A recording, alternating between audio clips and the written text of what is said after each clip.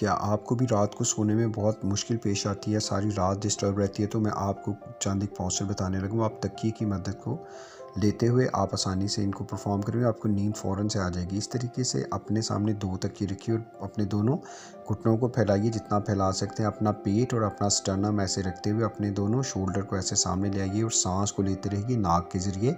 आप 1 से 2 मिनट के लिए इस हालत में रहिएगा और फिर इसी तरीके से अपने ये दोनों तकियों को अपनी कमर के बिल्कुल पीछे ले जाइए और अपने अपने पाँव को, टांगों को, गर्दन को रिलैक्स छोड़ देना, पूरी बॉडी को 1 से 2 मिनट के लिए, और सांस को नाक से जारी रखना है। सेम इसी तरीके से 3rd नंबर पे आपने तकिया अपने सामने ले आइएगा।